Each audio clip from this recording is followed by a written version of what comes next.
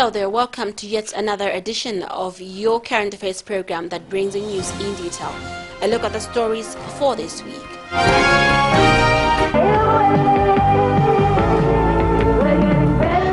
Since 1994, when its national flag carrier went under, Zambia's aviation sector continues to struggle. Zambia Airways was closed as it had become insolvent and unmanageable as a business entity, among other challenges. 20 years after its demise, some ex-workers of the once vibrant airline feel with political will the sector can see back its glory days. Zambia Railways Limited on course to reverse the declining fortunes of the once vibrant rail firm in the region.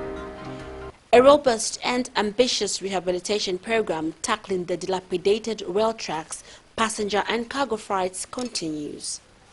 A lot has been achieved in the more than 1 year since the firm's take over from the rail systems of Zambia, although a lot more work lies ahead. Uncertainty still hangs over the reopening of Kawe Industrial Fabrics KIFCO company.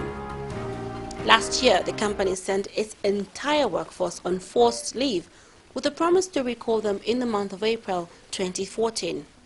However, the promise has now been extended indefinitely.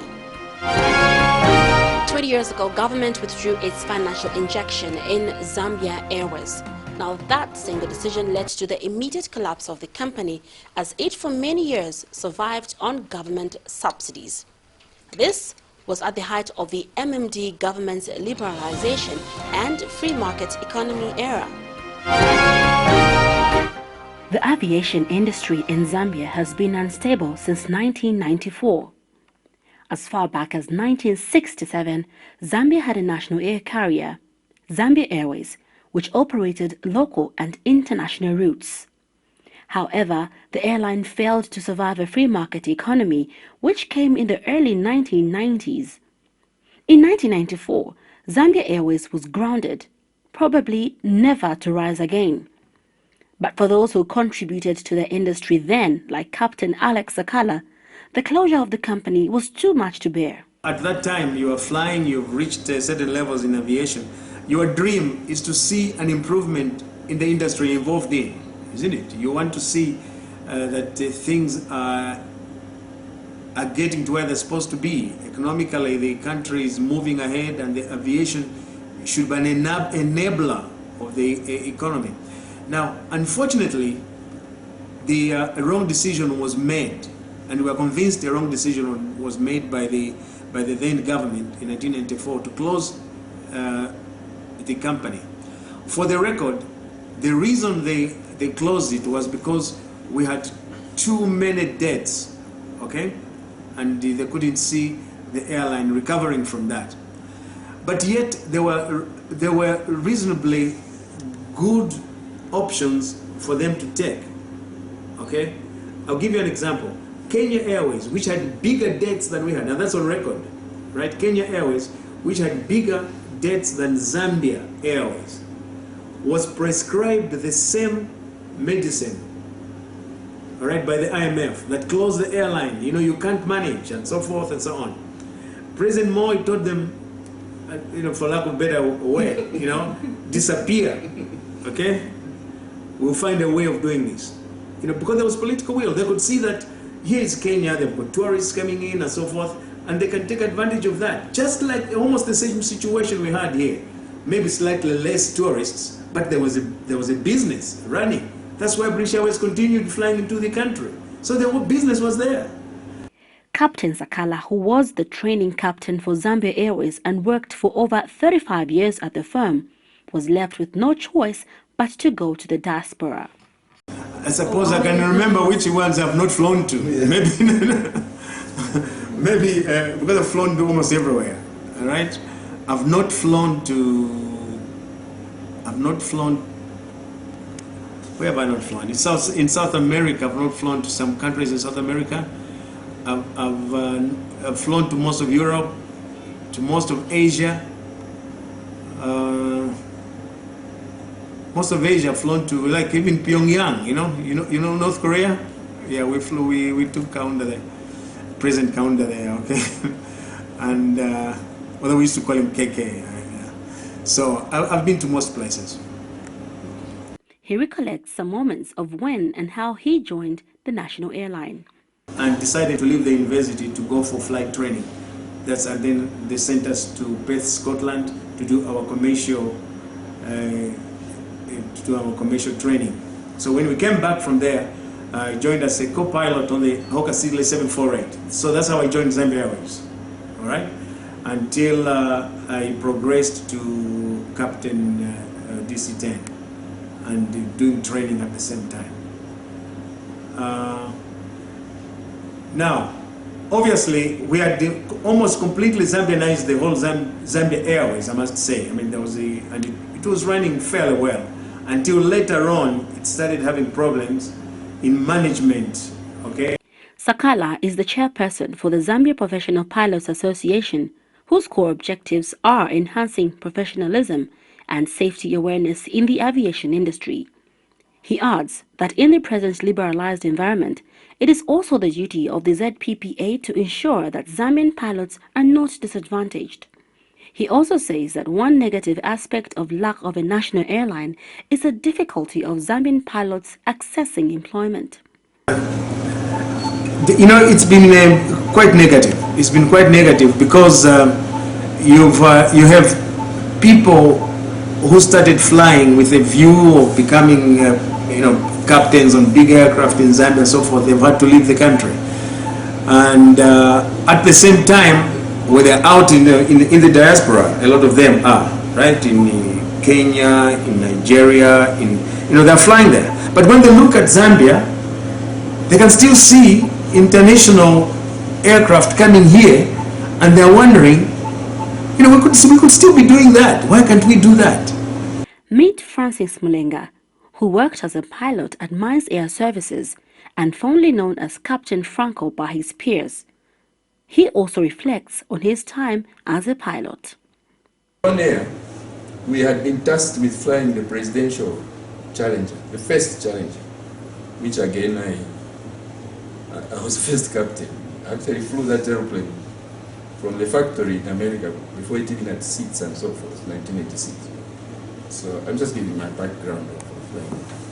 But during my aviation life, I've actually followed, the development of general aviation in Zambia, the airline, as my friend put it, up to the present situation. And it's pathetic. During my time at Ron Air and with Meridian Aviation, I flew all over the world.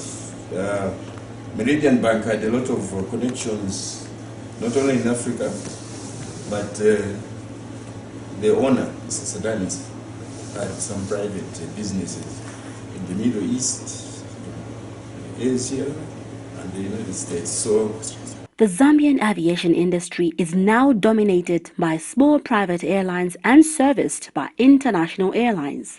The mistake was letting the Zambia Airways liquidate, because they could have picked up from there and restructured it into something worthwhile. We have still continued. I personally put the blame to all these failures on the Department of Civil Aviation. It's the controlling authority. It should have played its game better than it has done all these years.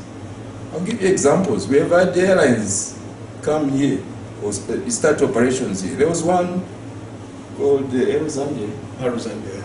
It took the Ministry of Transport to close it down because they were breaking almost every rule.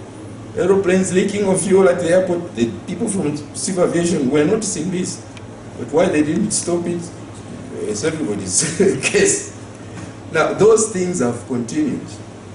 Presently, the only airline making some effort is this airline run by Tono Owen, ProFlight.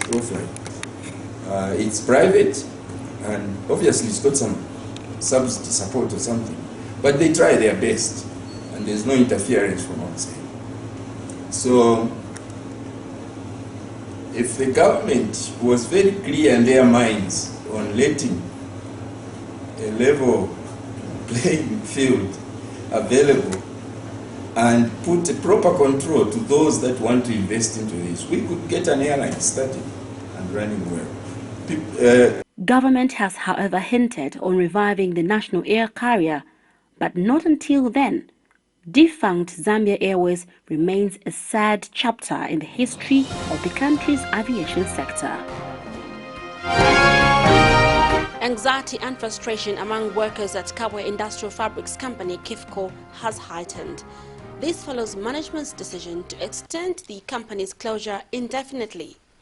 Now, management last week issued a memo that the company will not open as promised this month due to unforeseen circumstances. Suspended production at KIFCO Industrial Fabrics Company KIFCO has been extended until further notice.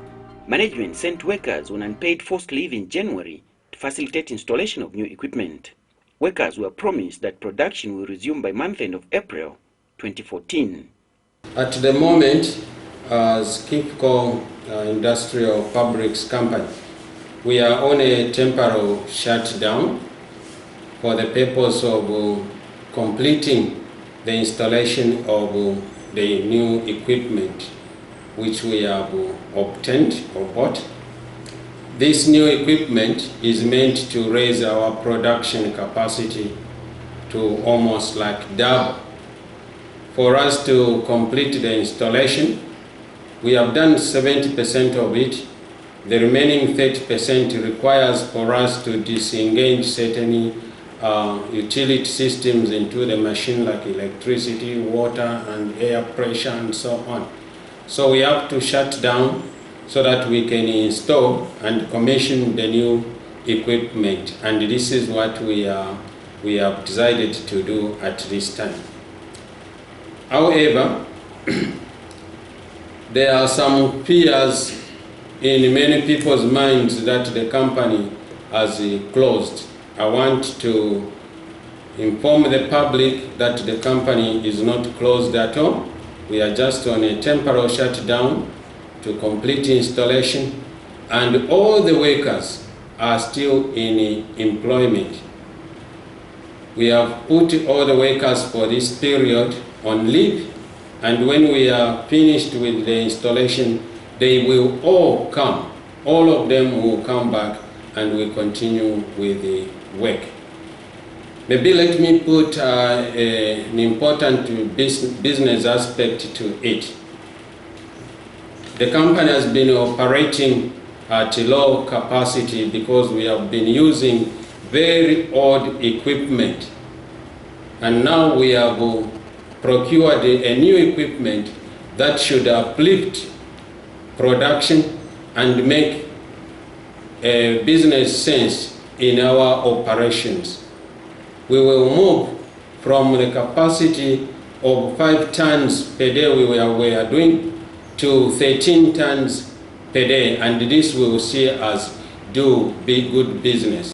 However, 2 weeks into the month of April, management has released a circular informing workers that the company will not reopen as promised.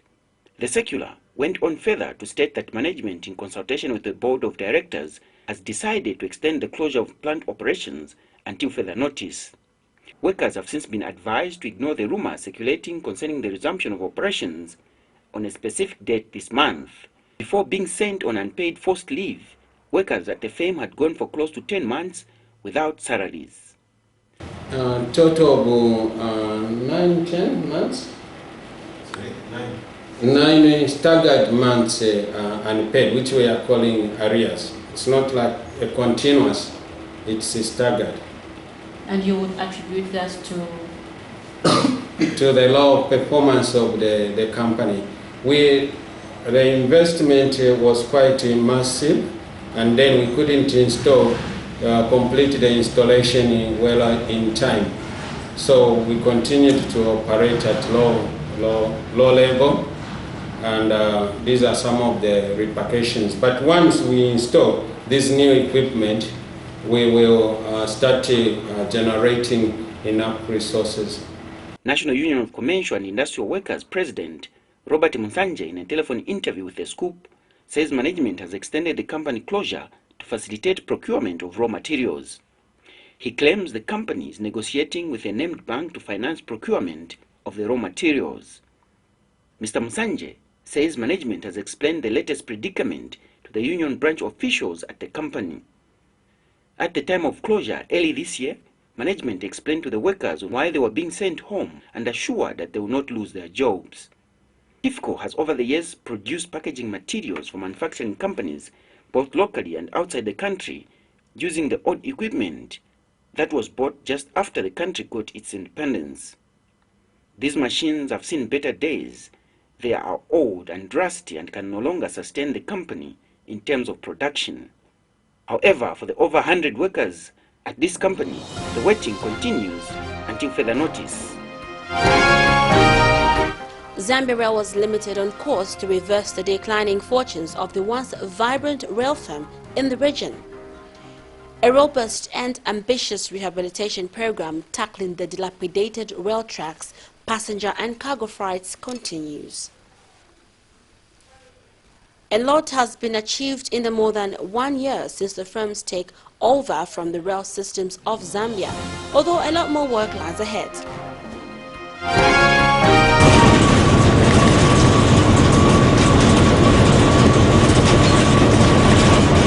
A journey on the Zambia Railways Limited passenger coaches had become beyond being just a nightmare. Everything was just not right, from dilapidation to rundown facilities. Passenger safety, comfort, departure and arrival times assurance had long been detached as a part of quality and reliable service delivery. This is the dilapidation and ugly face of Zambia Railways Limited that new management brought in 2 years ago after the takeover of the firm from Rail Systems of Zambia is resolved and working to change. The passengers at large, we are saying we are increasing capacity, we are increasing the quality, so all is well for the passengers. We intend to increase the quality of service, we intend to be predictable passenger operator, and with the acquisition and rehabilitation of coaches in the workshop, this we shall achieve. Many travelers on Zambia Railways desire a new look and improved service. Some time back, the train was efficient, but this time it's not about efficient. Some time back, we used to go to on daily basis. Now this time it is operating only twice in a week. At times, derailments. At times, the local itself will get faulty. At times, we are overloaded. Yeah, I'm not train to the station. I'm going to go to so I don't know. I'm going to window. Window is so. I'm going to go Shimba. So I'm going to go. Say? Eh, ini ndi fete onsepenga Afrika pabalala sama. We so yensa abantu ngafika station yaka. Balala ala panshi bombs. Ini. Station into no. You want safe? Ngaya ina punish wambo kula sama.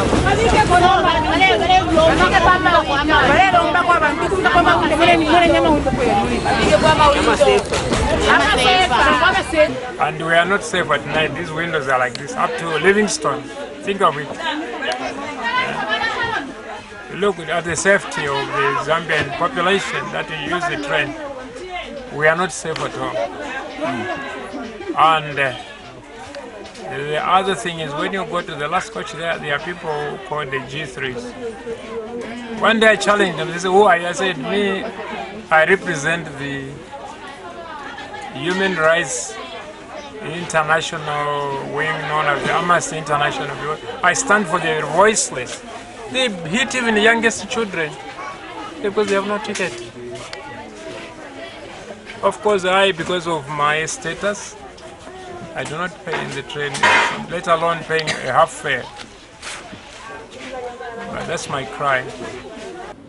Management assures the company will be boosted with newly acquired coaches in the next 4 months, alongside those undergoing rehabilitation locally. As you saw in the workshop, a lot of coaches will be rehabilitated. We are also, as you may be aware, we are buying 30 new coaches, and the first 14 of those 30 new coaches will be coming into Zambia in August, which will create another additional train. So we have coaches which have been rehabilitated in our workshops. Some of the coaches will be utilized on Mulobezi line, and others are being utilized on the main line, and there will be additional coaches to that. In addition to that, we have procured 30 new locomotive coaches, which the first rake is coming in August. A lot has been done, although a lot more remains to be done. We've embarked on those 32 contractors who are all in the field. They've all started the works. They are continuously receiving sleepers and fittings for the works to be done.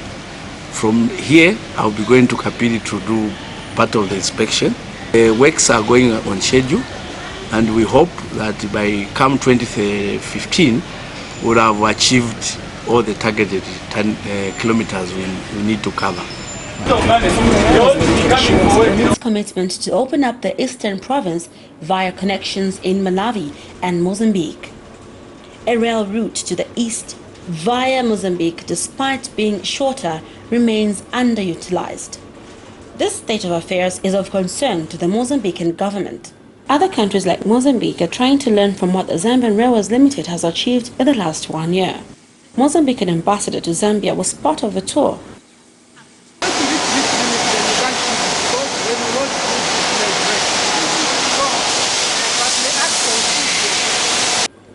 Mozambican ambassador to Zambia says without a good road and rail network, regional integration will remain a pipe dream. Regional integration without road, without the railways connecting between our countries, so you can do nothing. And since I said at the beginning that Nakala Port alone, without being connected to Zambia and from here to DRC, so we're not doing nothing. Up now I'm saying that in Nakala, so many activities there, but then they need Zambia and other neighbor countries to come on the board. But in coming in the board, not flying, we need road and railway station to work. Pleasing to say that all the Nakala wagons and the 2 locomotives have been done here. We still need to do more in terms of wagons. We are also thinking of doing some more in terms of locomotives. We're in the program of seeing whether we can actually procure 6 locomotives, of which 2 will join Nakala, 4 will be on the main line, and then do 2 more from here. The program to do more wagons is to continue from here. Once we do another 50, then we shall move them to Nakala. We move them by road.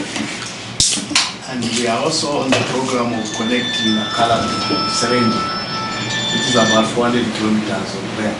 Serenge is between Pika and Kapili, on the way to the northern province. At that time, then it would mean we can export to Nakala throughout the country. So these studies have been done, and the Chinese did that study.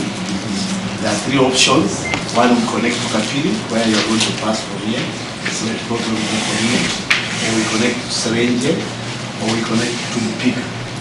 So one of those 3 points will be picked, and then the construction of the rail line will start. There will soon be some expression of interest in the papers here for the contract, for the construction project. Once that is done, then the Nakala is completely connected to Zambia, both by the mines, by the northern part of the country. It's basically the whole country is connected to Nakala. So that's the aim, and that's what we're trying to achieve. The people who have done the study are Chinese, and they've basically given options how to connect these 3 points. We shall soon decide which point will be connected, and then the expression of interest for the contractors will be advertised in newspapers, and the successful contractor will be chosen. But since we are already operating, since we already started operating, the delivery of materials will be easier. Yeah. So we should be able to speed it up. Exactly. Because we are connecting to the running system. And now that we are going to start running Nakara trains, the enthusiastic to connect are more than if it was completely dormant. Yeah. So it's up to Zambia now to make sure this project moves quickly. Exactly. And I think everybody can see the incentive and the importance and the benefit of connecting this, the Eastern Province and the Copper Belt and the northern part of the country to Nakala. Nakala is very cheap, right? Very cheap. Then it's double one. Yes. Very cheap. Short and cheap as It's well. the shortest route to any port. Because from Chipata to Nakala is 10-50 kilometers. And if you look at ports like Durban, it's 2,700. Dar es Salaam is 2,000. Beira by rail is 2,500. So actually Nakala will be the shortest link to Zambia in terms of distance.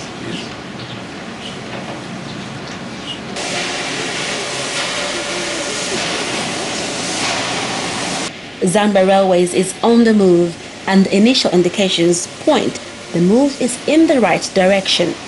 The challenge ahead is to ensure the changes remain on track for national and regional economic development. Our proverb of the week this week says, "Do not forget what it is to be a sailor because of being a captain yourself." That is a Tanzanian proverb, and it says, "Do not forget what it is to be a sailor because of being a captain yourself." Right, very interesting there. Well, that is where we come to the end of our program. Remember that you can watch the entire program on our website, movietv.com, and click on shows, then current affairs, and click on the scoop. Thank you so much for the pleasure of your company. From all of us here at Movie TV Studios, it's goodbye and have a lovely week.